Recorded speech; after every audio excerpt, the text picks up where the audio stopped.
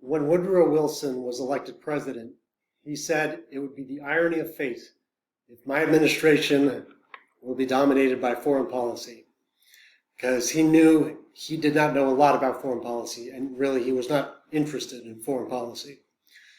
But he will face the biggest foreign policy crisis in the U.S. history since the War of 1812, more than 100 years earlier. And the way he will handle World War I will ruin his presidency. And he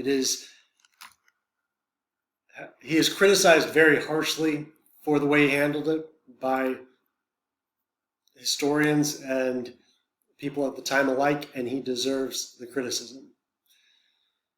One big overarching reason why he mishandled World War I so much is he came at it with a religious fervor and a religious certainty that did not allow him to compromise.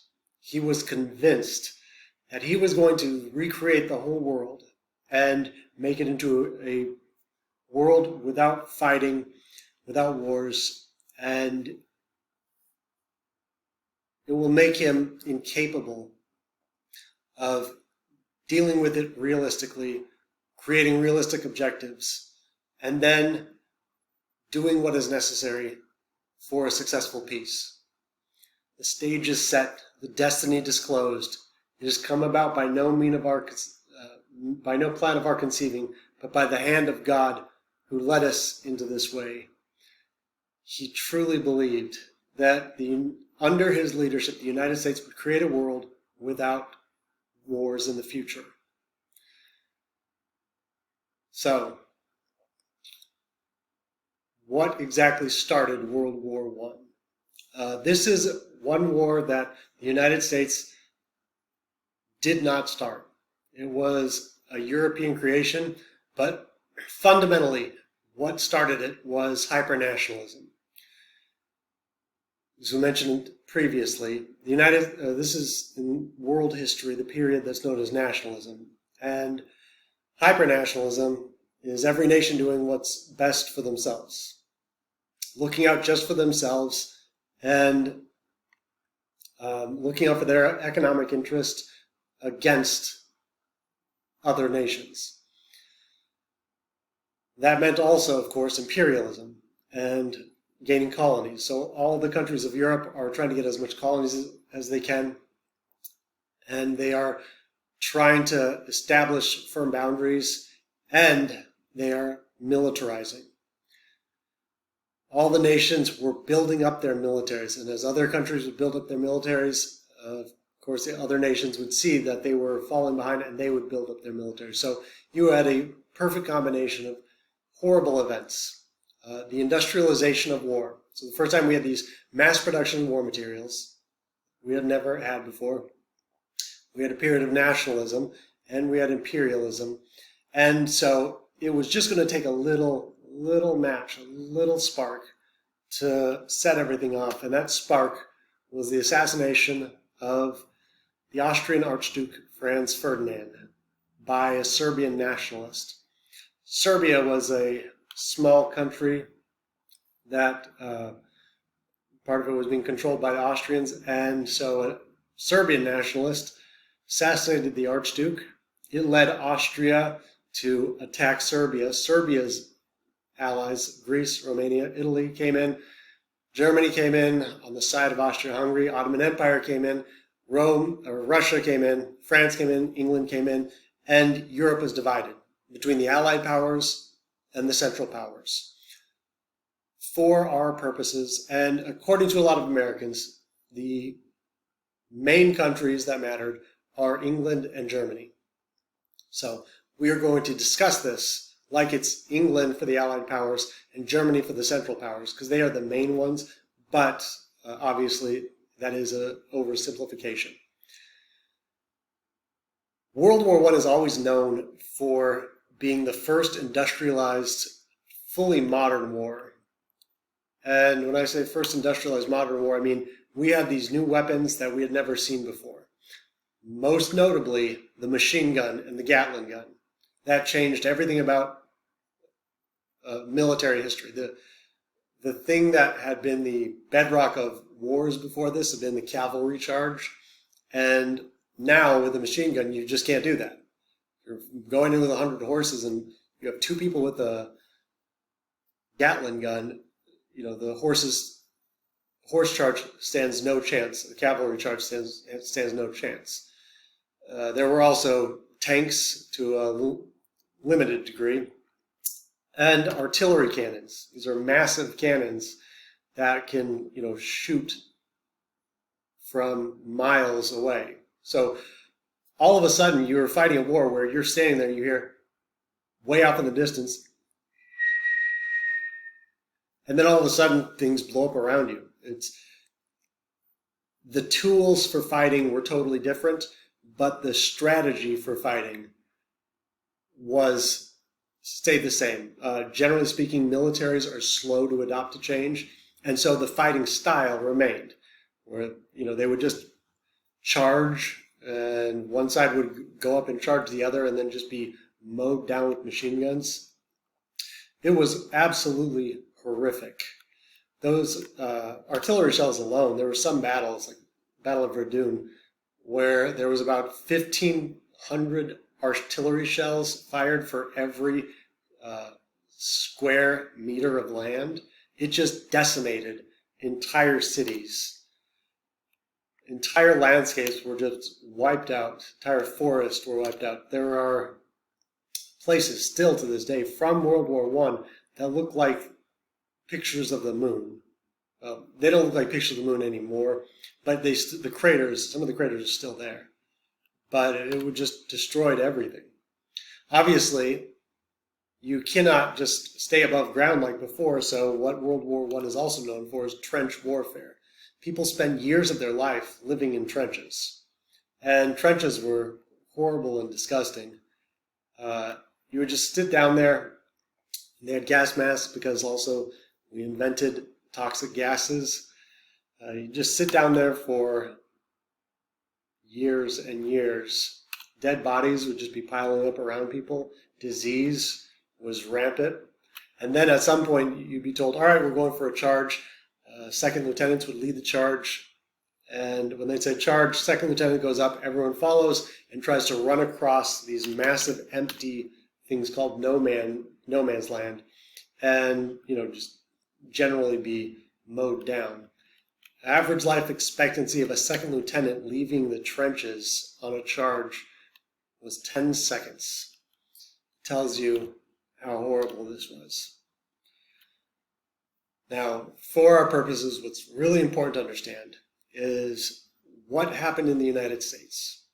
The United States had a long history of staying out of European wars for the most part, because Europe is always at war. And the United States tried to do the same thing. Definitely don't have to memorize this. But you need to understand this broad point that in the beginning, Wilson said the United States is going to remain neutral. And he told the population to, quote, remain neutral in action as well as thought. So he's trying to tell Americans to not even think about one side or the other. Now, if that sounds a little bit insane, it's because it is insane. When a country says they're neutral, all nations have to abide by what's called international law. These are rules that are made up by nations in a time of peace for when they go to war. International law, that's rules that countries make up saying when war breaks out, we're not going to violate these laws. Obviously, the problem with that is if you're fighting for your very survival, do laws matter? Of course not. So again, you don't have to memorize this, but just so you understand how ridiculous neutrality was, neutral nations and their citizens had certain rights and certain responsibilities. So they're not supposed to aid any country that's at war. They're not supposed to give assistance. However, they have certain rights. They can make loans to countries. They can trade in raw materials that are non-military goods. So, like, what is a military good is a contraband, or war material is contraband.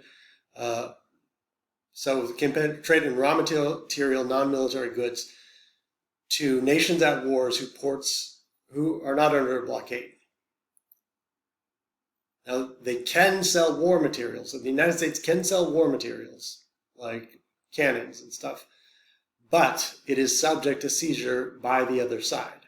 Now, these are the rules, international laws, but there are all sorts of problems with this. For one, what is a contraband? What is war material in a time of war?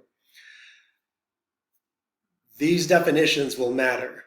And from the very beginning, the United States, it said it was neutral. Wilson told everyone to be neutral, and from the very beginning, it was not neutral for all sorts of reasons. For one, the United States, majority of its population, just inherently were going to support the Allied powers. They had more ties to Allied nations, especially England, obviously. So just the United States was a lot of immigrants, and immigrants from Germany and Ireland supported the Central Powers. Irish hate the British. Anything that is against the British, the Irish like. But then everyone else supported the Allies. So it was something like 85% of the population just inherently were tied to the Allies. So to tell someone not to be neutral against their own mother country when they were recent immigrants is ridiculous. Another reason this was also the United States will end up being on the side of the Allies in England is because all the news the United States got came from England. There was a giant wire that was connecting the United States and continental Europe, so Germany could get messages across, but that was cut early in the war, so England was able to make sure it got to send all of its propaganda to the United States. So Americans heard about the war from the British perspective. And of course, the British just made stuff up to make the Germans sound worse. Like, they had one story about how the Germans were, I think they said it was Eastern France, when the Germans were attacking, they were raping all the Catholic nuns. It was not true, but when people hear things enough, they generally tend to believe it. So the United States most Americans ended up supporting the Allies because of propaganda. Also, and this is really important, most of our economic ties were with England. Even ever since the American Revolution, it had been the vast majority of trade of the U.S. economy was still tied to England. And so by 1917, by the time the United States will enter the war, we had about $2 billion in trade with the Allied nations, or loans. In contrast, we had about $27 million loaned to the Central Powers. So that means if England loses, that $2 billion just vanishes. So obviously there is a massive economic incentive now for the Allies to win. And on top of all of this, obviously, based on those rules of neutrality, which country is most likely to benefit from trade in both contraband and raw materials? England, of course. England has the best navy in the world. So England was able to get the benefits of it. So for all sorts of reasons, the United States, from the very beginning, was more aligned with England and the Allies. So it was never neutral. It was never neutral from the start, even though Wilson kept insisting Americans be neutral. Now, another way the United States wasn't neutral is in terms of how they dealt with England and Germany's violation of U.S. neutrality. So the United States claimed to be neutral, but Germany and England both violated U.S. neutrality in different ways. And the way they were treated demonstrated that the United States was on the side of the Allies anyway. For their part, England had the best navy in the world, so they issued the Order in Council in 1914, which said essentially they changed the rules of what is considered contraband. Remember, the United States can trade with whatever nation we wanted with raw material. That is not a war material. But England, arbitrarily by themselves, said, all right, well, we're changing what's considered war material. And because remember, if it's a war material or contraband, they're allowed to seize whatever it is. And you want to guess what they considered contraband? Literally everything. Wood. Is wood contraband? Well, I guess you could make ships out of it, and you can build stuff with it. Cotton. Is cotton contraband? Well, you can make uniforms with it. But at first they just said, like, they listed everything as contraband. And then they started saying, if any ship is going to Germany, we're just going to seize it. Doesn't matter if it's considered contraband or not. And then they put mines all throughout the North Sea and said this entire area is under blockade. So if a U.S. ship wanted to trade with Germany, it has to go through that whole area that had mines in it. And obviously that's dangerous. So the British said, well, just stop by London. We'll tell you where the mines are, and then you can go on your way and trade with Germany. And of course, any ship that stopped there, England would just take all their goods. So basically, England violated U.S. neutrality and made it so the United States could not trade with Germany. When they did this, Wilson said, hey, you're violating our neutral rights, but okay, whatever. We'll hold you accountable later. So Wilson let the British violate U.S. neutral rights. He said he would hold them accountable later on, but he let them do this. When it came to the Germans, though, they violated U.S. neutrality by using submarine warfare. Subs were a relatively new invention, and according to international law, if you were going to sink another ship, then you have to shoot a warning shot, allow all the people to get off the boat before you sink the ship. Well, if you have a submarine, the Germans actually tried to do this. They tried to follow international law. They would shoot a warning shot, but of course they have to surface before they can shoot the warning shot to let everyone get off the boat. The problem is submarines, they're easy to sink once they're visible. So what the British started doing is putting guns on regular trade vessels, and so when the Germans would use a submarine to shoot a warning shot, they would just sink it. So of course the Germans couldn't follow international law and use submarines. So the Germans just started sinking ships.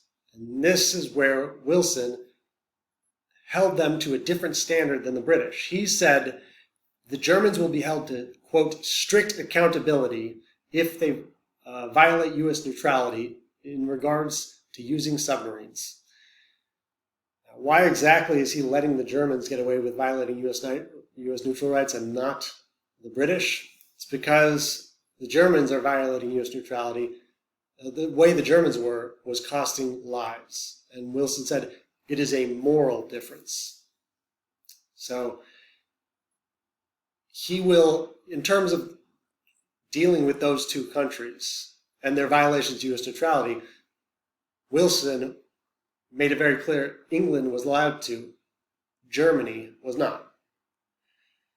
And this came to a head with the sinking of with a British liner called the Lusitania. This was a massive ship. It was like the Titanic of the time, said unsinkable. And it had 1,200 passengers on it. It was sunk by a German submarine, and when it was sunk, it had 120 Americans on it. Wilson was absolutely furious, and he sent off a telegram to the Germans demanding that they renounce submarine warfare, pay reparations for this, and admit wrongdoing. And he said, if you don't, we will recall our diplomats. When a nation, keep this in mind for later lectures, when a nation calls back their diplomat, they are breaking diplomatic relations, and that is the first step before war. That's what nations do right or before they go to war. Like 6 hours before Pearl Harbor, the Japanese recalled their diplomat. Now, when Wilson said this, the Germans did not want the United States in the war, so the Germans said, okay, fine, we will not use submarines in violation of international law. It's called the Liner Pledge. They pledged to not use submarines in violation of international law. And they didn't mean it. They were just, this was a military strategic statement. Because at that time, they didn't want the United States in the war. But what Wilson did here is basically backed himself into a corner. Now, if Germany starts using submarines again, then Wilson basically made it so he has to go to war. He put the ball into Germany's court in deciding when the United States will go to war or not. So he took control out of his own hands and out of the United States' hands. And you may be asking, well, what was the other option? In all of this, he could have been realistic. He was not being realistic in the slightest bit. After the Lusitania was sunk, Congress, because most Americans did not want to go to war, Congress passed a resolution warning Americans not to travel on ships belonging to nations at war. That's it. It's not a demand. It's not an order. It's just a warning saying, hey, Americans, be careful sailing on ships belonging to countries at war. Wilson vetoed it. When he vetoed it, this is what he said. The U.S. is contending for nothing less high and sacred than the rights of humanity. If the U.S. accepts a single abatement of neutral rights, then the whole fine fabric of international law might crumble under our hands piece by piece. The British were already violating our neutral rights. What he's saying here is nonsensical. He is putting a lot of pressure onto the Germans, and he's backing himself into a corner, and he's just not being realistic about what was happening. The Lusitania, by the way, also, the Germans said it was transporting war materials, so it was subject to attack, and that was true. Like the entire bottom of it was full of all these war materials. That's something the British did, is they would have passenger transport vehicles, and they would fill it with as much war or contraband and war material as they could. And so, I mean, the British were not at all following international law. Now, after this happened, Americans still did not want to go to war, and this was really demonstrated by the election of 1916. Up to this point, Wilson had been mostly focusing on domestic politics, and that's what he wanted to do. In the election of 1916, Americans were interested in foreign policy. They were interested in World War I. Now, Wilson, he didn't even particularly want to talk about it. He wanted to talk about domestic issues. But one of his speakers at one of his conventions said he kept us out of war, and the crowd just went nuts, screaming, going crazy. And so Wilson basically had to run on, he kept us out of war, because that's what the American people wanted. And running on that platform, he will win the election. And that is what you call a mandate.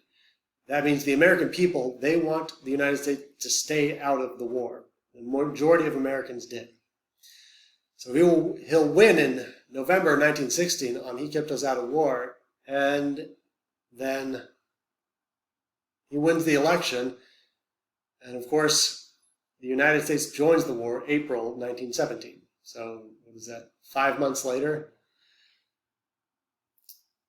Now, after Wilson won, he realized he had to deal with World War I much more head on. So he came up with a speech with his plan for what he wanted from World War I. And his broad objective, peace without victory. As I mentioned before, Wilson was a historian. He had a PhD in history. And what he knew from history, and he's right about this, when one war ends, it just sets up the world for another war. Because there's a winner, there's a loser. The winner takes a bunch of stuff from the losers are pissed off. So if you can have a peace without victory, where there are no winners and there are no losers, then you can prevent a future war. It must be a peace without victory. I'm seeking only to face realities and to face them without soft concealments. Victory would mean peace forced upon the loser, a victor's term imposed upon the vanquished. It would be accepted in humiliation, under duress, at an intolerable sacrifice, and would leave a sting, a resentment, a bitter memory, upon which terms of peace would rest, not permanently, but only as upon quicksand. And he is absolutely right about that. So, he called for peace without victory. And when he said this, obviously, it is very easy for him to say this from the United States. The United States, as I showed you in those pictures, wasn't being absolutely decimated. England, France, Germany, Austria, they were fighting for their very life, and they were sacrificing thousands and thousands and thousands of their people and their land. The United States was not involved, and so it's easy for an American president to say this. When he said this, it made Germany realize, all right, the United States everything about the direction of the United States looks like is going to be involved on the side of England. So Germany decided, we have to go to war. We have to go completely all out in pursuit of victory before the United States joins completely. So, using military strategic decision, shortly after Wilson's Peace Without Victory speech, they announced they were going back to unrestricted submarine warfare, and they were going to go all out for a victory. So German submarines are now going to sink anything that is in the Atlantic at all. So they are just going to use submarines and sink absolutely everything. Their idea was, the United States was trading so much with England, and the United States basically keeping England afloat. So if they can destroy enough goods going to England, then Germany might just have a chance to win the war before the United States joins. Because when the United States joins the war, it's going to have to build up its military. So Germany thought, we have this small window, and so they went all out. And while this may sound crazy, in the first 10 days after they announced unrestricted submarine warfare, the Germans sunk about 250,000 tons of goods going to England. That is a lot of stuff that was keeping England afloat. This obviously was the thing that was going to send the United States into the war. And then one last thing, one last straw. The biggest resistance to going to war was the Western United States. People in the Western United States, they were especially felt far removed from it, so they didn't feel like they had any interest in doing it until Telegram was published. In Germany, there was a foreign secretary that's the equivalent of the American Secretary of State. They deal with foreign policy. The German foreign minister was a guy named Arthur Zimmermann. He sent a telegram to the people, or to Mexico, where he said, hey, Mexico, if you join the Germans, if you join our side and you attack the United States, we will make sure you get back your territory that was taken from you in the Mexican-American War. That is California, Nevada, Utah, Colorado, Arizona, New Mexico, Texas. The telegram was, the United States got a hold of the telegram and then published it. So what the world saw was, what the western half of the United States, all Americans, but especially the western half of the United States, was Mexico was asked to join the war and attack the United States. Now, this really brought the rest of the country into the war. And this was the final straw. It's kind of funny, you definitely don't have to know this. the president of Mexico, when he got this, he actually called his military leaders together and was like, "Hey, can we do this, guys? What do you think?" And they had to sit him down, like, "Look, dummy, of course we can't do this. Mexico bought all of its weapons from the United States. They didn't make many weapons at all. Also, and they pointed out, let's say we did conquer this. You know what is in Texas, California, New Mexico, Arizona, Colorado, Utah, Nevada? Americans. What are we going to do with, like, they don't want to be part of Mexico. Anyway, though, the whole thing was ridiculous, and all it did was unite the United States. And this is where Wilson made an enormous mistake. Wilson went to Congress to ask for a declaration of war, and he listed out everything the Germans were doing, and he had a lot of very good reasons why America should go to war, and a lot of Americans supported these reasons. But that wasn't enough for Wilson. Wilson was an idealist, and he had to make this about something bigger than just German violation of U.S. neutrality, Germans killing civilians on the ocean, Germany asking Mexico to attack the United States. He had to make this whole war about something bigger. And so he said the world must be made safe for democracy. This will be a war to end all wars. He made it into a great crusade. Is there such thing as a war to end all wars? Yes, in one condition. You kill all the humans on the planet. That is the only way you can have a war to end all wars. So he will set up completely unrealistic objectives, which will make Americans completely disillusioned when the war ends. When the United States entered the war, it's joined the war beginning of April 1917, and it will tip the tide in the favor of the Allies. Once the United States war entered, it would not be, the war only lasted till November of 1918, so it will end fairly.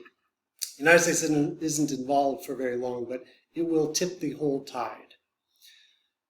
Domestically, World War I is the height of the progressive era, because during this period, World War I was used as the catalyst for enacting a lot of legislation domestically and expanding the federal government to the largest it's ever been. Just so you know, and this is always true, the largest and most intrusive in people's lives the U.S. government ever is during a time of war. Depends on the war, but Civil War, World War I, World War II especially. So the United States, the federal government will expand larger than at any point, and it does so in several ways. First, economically. During World War II, World War I, the United States government will get involved in the economy more completely than at any point in U.S. history in several ways. For one, it nationalized the railroads. Railroads were considered indispensable, so the federal government will actually take over the railroads. If you remember, that's something the populists had called for with the Omaha Platform. Every other industrialized nation had done it, and during the war, the United States government took over the railroads. Now, they'll privatize them or give them back to unnationalize them afterwards, but they actually took over all the railroad systems. They also, and this is really important, passed the War Industries Board. This is to militarize the entire U.S. economy. The War Industry Board had just insane amount of powers. One, it called for rationing, so rationed goods. So things that were considered absolutely essential to the war were rationed and not allowed to be used. It set prices, so it told companies, hey, you got to make this, and you can only charge this much money. It set wages. So it told companies, here's how much you are allowed to, or here's how much you have to pay your workers. And it basically dictated to factories what they were going to produce. Just so you know, this is what fascism looks like. This is what fascist governments do. There's private companies. The companies are still privately owned, but the government dictates what they're going to do, and it's towards military ends. So this is obviously just bigger encroachment into business than we had ever seen in U.S. history. So I'm not saying it's good, bad, or I'm not saying it's a bad thing or that it was unnecessary, but it's just a massive expansion into the economy. Also, during World War II or World War I, we get two huge amendments. One, prohibition. Prohibition only passed because the people supporting prohibition were able to present this as it's for the war effort. For one thing, we needed to have grain. Obviously, to make beer and a lot of liquors, you need grain, you need corn. And so the people that supported prohibition said, we need to ration our goods. But also, Germans and Irish, not to stereotype, but they generally like beer and to drink. The two groups that were just adamantly against prohibition were the Germans and the Irish. And so there was such anti-German hysteria in this World War I that prohibitionists were able to say, well, you either support prohibition or you support the Germans. And that was the real kicker. So you get the 18th Amendment, prohibition, and you get the 19th Amendment, women's suffrage. That is the largest expansion of the right to vote to the population in one foul swoop in all of U.S. history. So it's another way this is the height of progressivism. Also, the government also engaged in the biggest violation of civil liberties in one of the biggest violations in U.S. history. Wilson was adamant that everyone needed to be on the same side. And remember, progressives, they believe in using the government to advance society as a whole, and they do not have any problems taking away individual rights in order to do that. And so, under Wilson's leadership, we will suppress civil liberties, and he absolutely supported this. The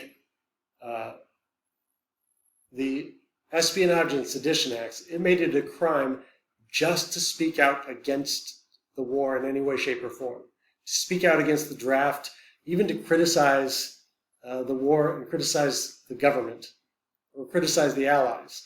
And this was actually enforced. For one example, there was a director who made a movie about the American Revolution. He received 20 years in jail because he was criticizing the British, who are now our allies. And so Wilson, he is tamping down on people's civil rights, their rights to speak out, just the rights to say things. Censorship, just so you know, we're going through a period of censorship right now, and I am adamantly against it for the sole reason of there's no point in history where we look back on censorship and think, oh, those guys did a great job. Good work. You were performing like a bunch of heroes. It always is terrible. It always is. We always look back and think, what a bunch of dummies. Censorship is just a terrible, terrible way to have a government function. Disloyalty to the war efforts must be crushed out, and disloyal Americans sacrifice their right to civil liberties. Remember, the progressives are supposed to believe that humans are inherently good, and they're rational. If humans are rational, if you give them bad information, aren't they able to rationally tell that that is not good information? So Wilson, he attacked his biggest supporters, progressives in the United States. So Wilson will do more than anyone to destroy the progressive movement in the United States.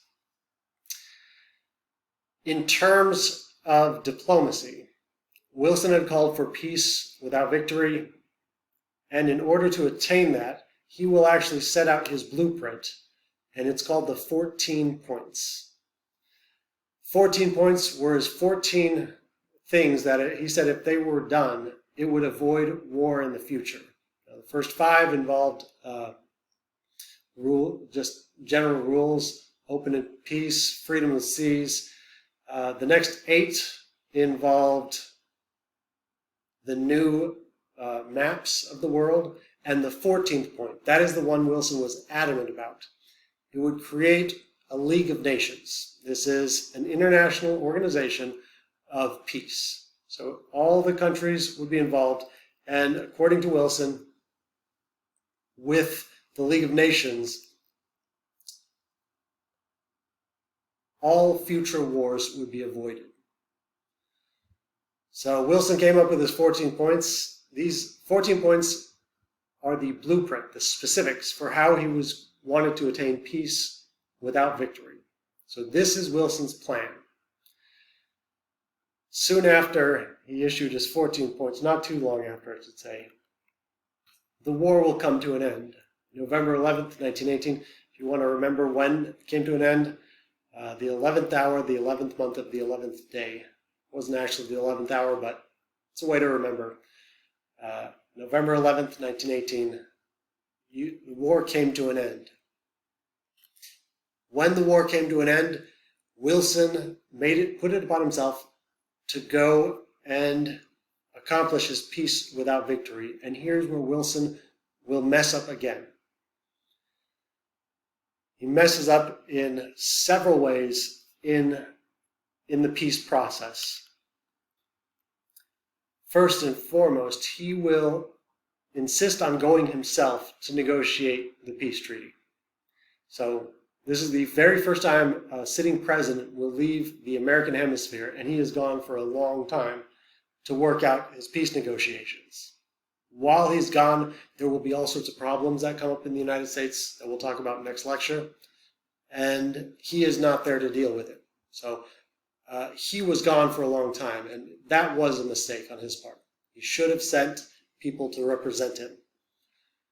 Him being gone from the United States was a big mistake, and him being there in person, it actually diminished his ability to negotiate. Had he been doing it through intermediaries, he would have had more power. So that is his first big mistake. His second major mistake, and this was a huge one, is he politicized the entire thing. If you remember, Wilson's a Democrat. Republicans had won basically every election besides Grover Cleveland, who was very conservative. They had Republicans just had a majority. In the midterm elections of 1918, so the whole House is being changed, 1/3 of the Senate. Obviously, Wilson needs Congress to pass treaties, because Congress is the one that passes treaties, not the president. The president can write the treaties, but then Congress has to authorize them. What Wilson should have done is said, you need to vote for anyone that will support my peace process. You need to support anyone, all candidates who will agree to support my 14 points and peace without victory. But that's not what he did. He said, support Democrats. That was so stupid, because obviously, when it comes to war, you want to get everyone involved. And Republicans, for their part, they had gone along with Wilson. They had supported the war. They had not actively. They had gone along enough that he should have worked with them. He should have made it clear he wants to work with them, but he didn't. He made it completely political. So he said in the midterm elections, vote for Democrats. They are the ones that are going to do this. And that's just a dumb thing for any president to do in a time of war. And Republicans won most of Congress. So he now has to work with a bunch of people that he had pissed off. Also, he is going to have to get Congress, that is controlled by Republicans to agree to whatever peace treaty he brings back from Paris, where the peace negotiations were. He should have brought Republicans, especially this guy right here, Henry Cabot Lodge.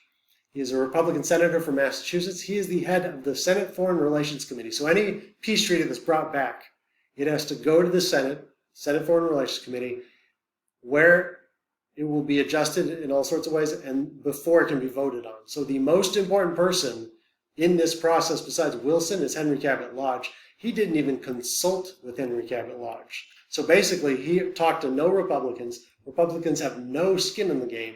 They have no incentive to support Wilson. So that is another one of his huge mistakes.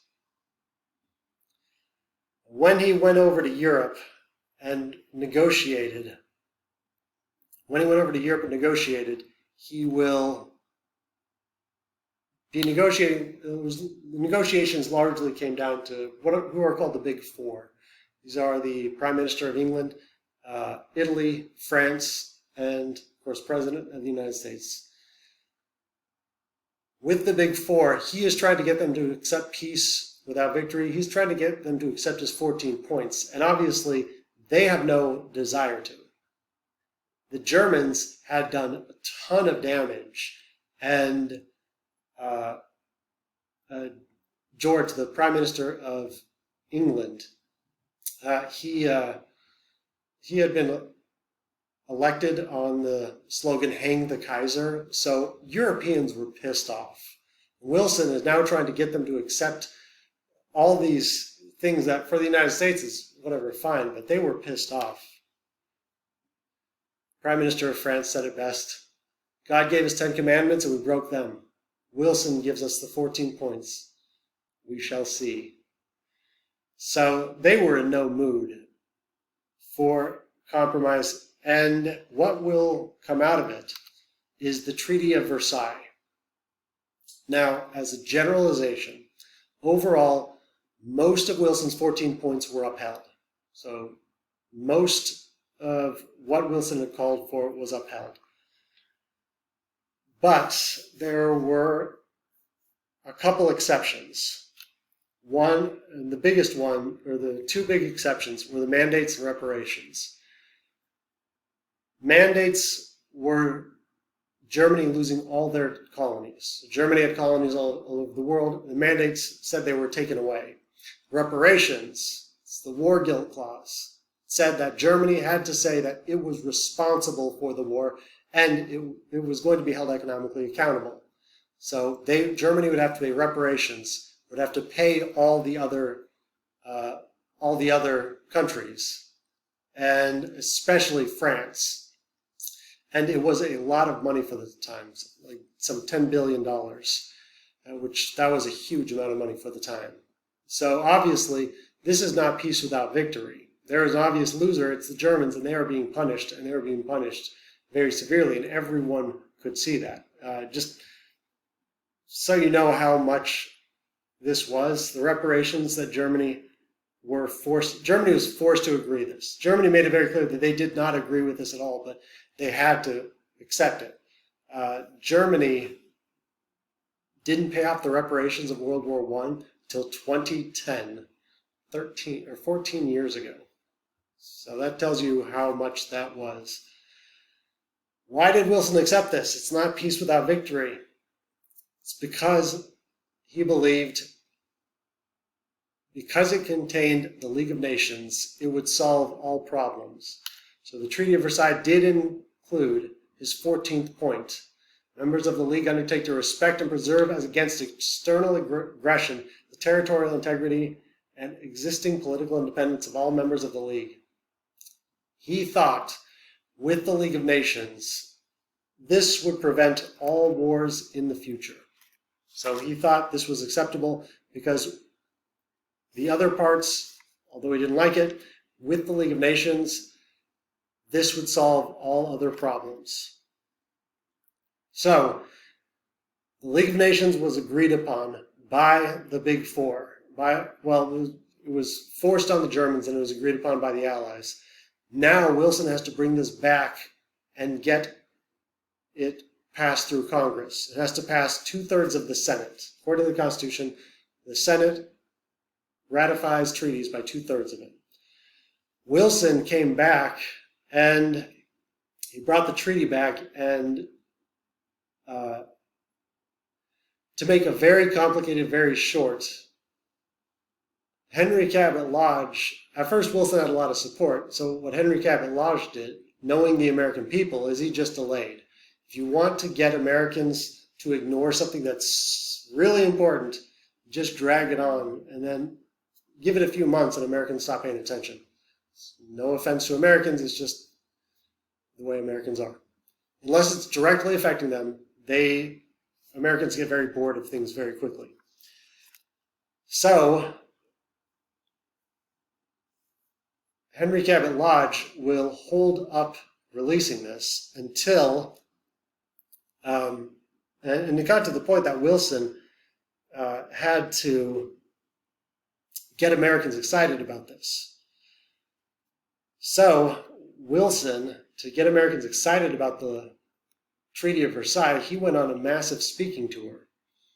Traveled like 6,000 miles in just a couple months. He gave tons and tons of speeches. And by this time, Wilson had worn himself down. He started getting splitting headaches. And in the midst of this tour, he will have 2 strokes. The second one was really debilitating. With the second stroke, he lost control of half of his body. And when this happened, he had to come back and basically stop campaigning.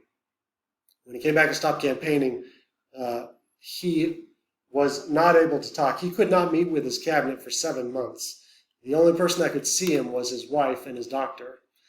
His wife essentially became the acting president because she got to decide who saw him. She got to decide, well, not who saw him, whose messages got to him. So she controlled all information going to him and all information coming from him.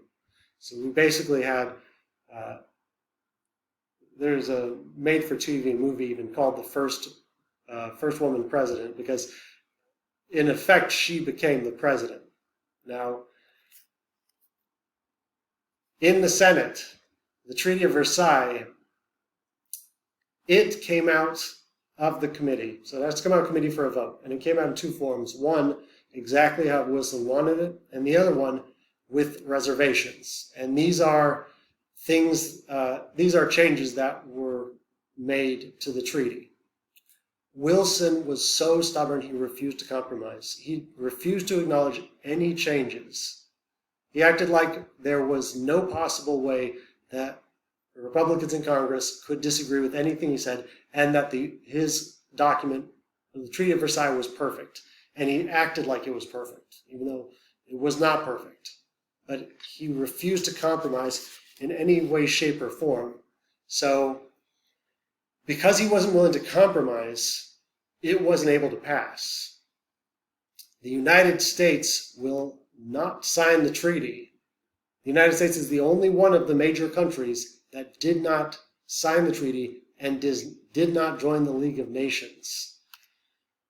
Treaty of Versailles, again, had America's handprint all over it, and the United States will be the only nation that does not sign the peace treaty. The United States will never join the League of Nations. And just so you know, the League of Nations that Wilson thought was going to solve all problems, it doesn't obviously solve all problems. So peace treaty was never ratified. The United States didn't officially end the war until the Harding administration. Anytime Congress would try to pass a declaration ending the war, Wilson would just veto it. So World War I ended, and it did not accomplish any of the idealistic objectives. Wilson, in calling for a great crusade and saying we're going to make the world safe for democracy, he made Americans disillusioned. He made Americans disgusted. This is what will ruin Wilson's reputation, especially. Wilson said it would be a war to end all wars, and it wasn't. World War I, all it was the setup for both the Great Depression and World War II. World War I will lead directly, is one major factor for the Great Depression, which is also a major factor for World War II. So all World War I did was set up the world for a much bigger and much more devastating war. It also redrew the maps of the world, redrew the map of Europe. So a lot of the countries that we see, a lot of the boundaries that we have today are from World War I, and that is also true in the Middle East. If you want to know one big reason for a lot of the problems in the Middle East, it's not the only one, but one big one is the maps drawn from World War I. The people that were put into different areas like Iraq made no sense whatsoever. The Ottoman Empire was destroyed, and so it created all new boundaries. And World War I also led directly to the Russian Revolution. Russian, or it's also called the Bolshevik Revolution. Bolshevik means ones of the majority.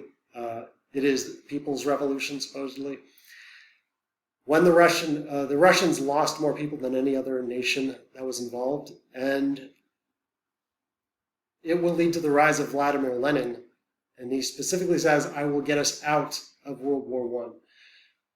One of the biggest events of the war was leading directly to the Russian Revolution and the fall of the Russian Tsar. When the Russian Revolution happens, in all of U.S. history, Americans, we always have to have an enemy. So for most of U.S. history, it was the 1800s, it was the British. We blame the British for everything, anything bad that happens. And then it will, for a while, it will be the Germans. But the Russians, after 1917, Americans, to this day, just blame everything on socialism and communism and the Russian Revolution. It has been a long-term theme. So World War I, it failed in all of its objectives. But one thing that did succeed in all of these lectures, summarize U.S. foreign policy, the United States, it will start expanding very slowly, and then just, in terms of foreign policy, it will greatly expand after Teddy Roosevelt, especially. And after that happens, U.S., what did triumph? Although Wilson did not triumph, his idea triumphed. Liberal internationalism. Wilsonianism is a key part of U.S. foreign policy all throughout the remainder of the 20th and into the 21st centuries. It is a huge factor. The concepts behind it will be instrumental in the Cold War. They're instrumental in the Korean War, the Vietnam War, the Balkan, Bill Clinton's administration, the Balkans, Iraq, Afghanistan, even Obama's involvement in Libya. Wilsonianism is a concept that has persevered from that time until now.